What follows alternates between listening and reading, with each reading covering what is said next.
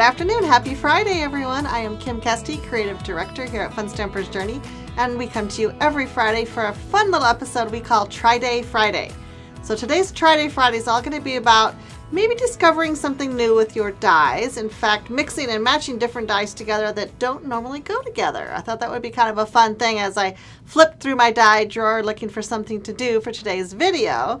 So again, I hope it's something that you haven't tried before, and maybe we just open up a whole new world of possibilities. Let's take a look at the dies we're going to use today. So I've got this fun adventure trio die, and I thought, you know what? Graduations are coming up. There's all kinds of summer adventures that are going to be planned, and this die is really fun. It's actually a little bit hard to see from the packaging, but this is an amazing little globe that's the one I'm going to use today. And they're all through the same size, so they can be used interchangeably. And then we have this darling little VW bus, so cute. And then the hot air balloon is just always a favorite for sure. So I'm going to be grabbing this die. Might as well just grab it out right now. So I'll show you kind of all of them. This die set is kind of fun because it's got 3 different frames, like I showed you. And then it's got one of the actual frames that cuts this guy out. So normally if you wanted to have just an insert, you would use it without the frame, or if you wanted to cut, and have a separate die cut, you would just add the panel, which of course fits all 3 dies. We're not going to use that today because I came up with something a little bit different. Let's move these guys aside. As I was flipping through, I came across this fun set of dies, which I haven't used in a while. These are so fun. So they're all film strip dies. I'm going to show you all the different varieties we have. This first one is a square, so perfect, just an awesome one, classic. Then we've got a great frame that's a rectangle, perfect. And then we've got a fun heart, just gives you that good little girly effect. And then of course the classic circle film die. I mean, this really reminds me of some of the old fashioned toys that we used to have. What was that toy called, Roy? I'm gonna put them on the spot. What? I'm totally forgetting the name of that thing. So somebody's gonna chime in and tell us the name of the toy. You slide the little disc in and then you click, click, click. So I did want to show you the circle, and I'm gonna bring the square back in a minute, but this is the same sort of idea as this die. It comes with the frame that cuts it out, but if you also want to cut the center out, we've created this die separately. So again, more flexibility, more different ways to use your die. And I'm going to use the square today because, you guys are already catching on. Look, I think these things are going to fit together perfectly. So. It was called a Viewmaster. It was called a Viewmaster, exactly. I love that. Anybody who still has a Viewmaster in their stash, leave me a comment and say, I have one, or at least if you know what it is, leave me a comment. I loved that thing when I was a kid. Okay, so what I've done first is I've taken this square die, and this is what I'm talking about when I say it has a lot of flexibility. When you cut it just with this die, you keep the center of the cardstock in there, which is fabulous if you want to add a photo or add some sentiment or add, use this as a journaling panel. These dies are perfect for scrapbooking, by the way. I love that. So then if you want to cut out the center, though, you can come in with this die, and then of course it would just be a frame. But I was curious to see if this little guy worked with this die, which it was never designed to work together, but, aha moment, it absolutely does. So what I would do is I would just put it face down, and you can see that I'm still going to have a little bit of a frame around that's going to hold my die together, and die cut it out, and you would get something adorable like this. Oh my gosh, is that so fun? I love making little discoveries like that. Like, woohoo! These things totally match. And of course, any of the dies would fit inside this square too. Super fun. Okay, so I got this far and I was like, okay, good start. Love this. Graduation season's coming up. In fact, I have a graduate myself. My youngest son, Harrison, is graduating. And so I thought, it'd be kind of fun to come up with a card that, for this particular one, is going to be a little bit more masculine. So I just cut a plain white square, and I just did this on my trimmer. That's going to be able to go behind here. But then I was like, how can I make this little globe come to life? I got to come up with an idea, something new to try. So I went ahead and grabbed just a piece of one of my little scraps of whipped cream cardstock, a couple of my dauber dowels, and then because I want to get an oceany kind of flavor, because what's left when you die cut out is the ocean, I got Beach Breeze ink and Turbo Teal ink, and I'm just going to kind of do a little ink blending in here. Looks like both of these are kind of interchangeable. I think this one's a little bit lighter. So I'll start with Beach Breeze, and I just kind of want to go in and have a little beachy action. Doesn't have to be perfect, because when you die cut, really all I'm going for is just, you know, I want to kind of get an area that is a little bit uneven. I purposely want it uneven. So this is perfect for those of us who are not super great at blending. You kind of want that unevenness. I love that. So I'll add a little bit more Turbo Teal up here. And again, I want it kind of blotchy, so I'm not going to even blend too much. I could continue to blend and add more ink and it would get a lot smoother, but don't need that look. So I'm going to come in with my die, and I'm going to kind of position it so it gets, again, in some of that sort of uneven area. And then I'm actually going to die cut it here, which we don't always do when we do our live videos because it's a little noisy, but I thought you guys would bear with me now. So I'm just running it through the die cutting machine. It's got a little snap, crackle, pop there. That means your die is cutting through.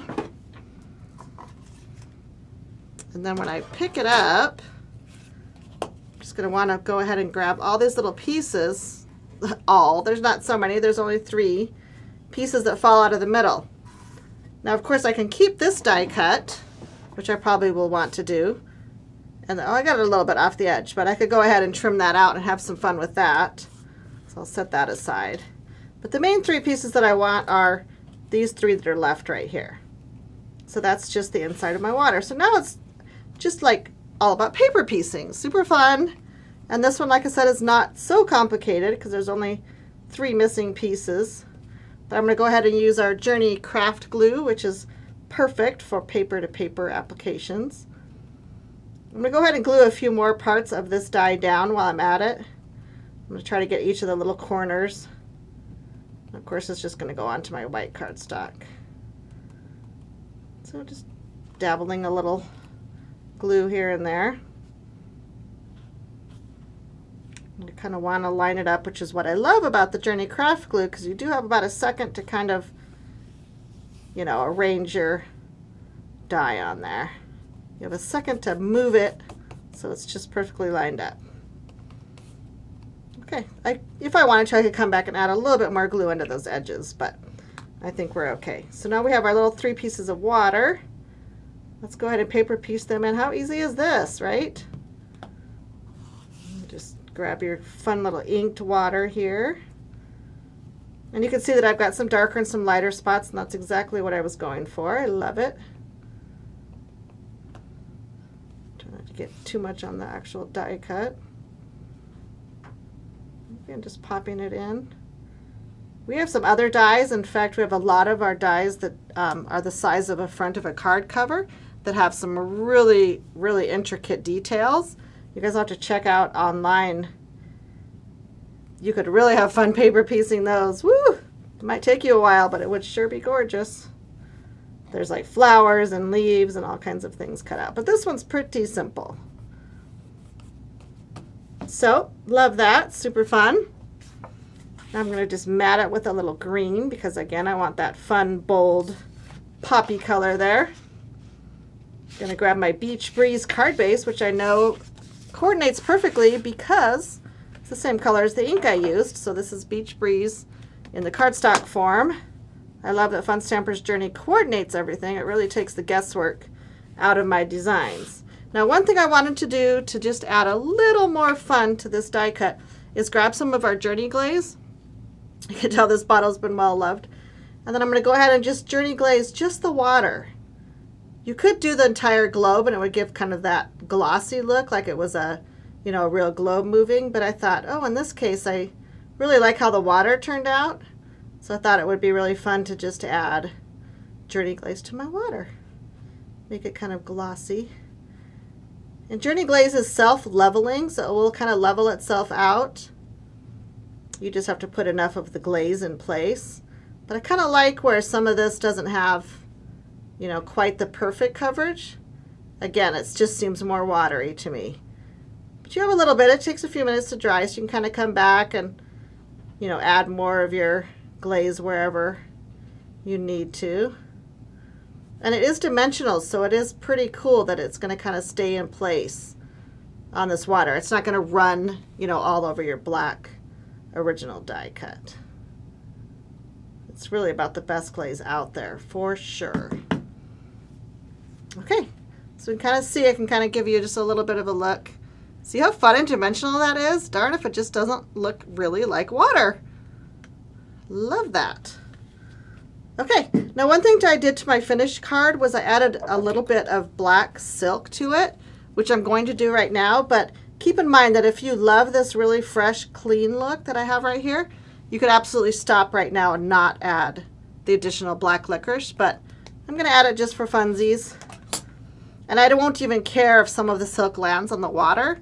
It just adds just maybe a little distressed look.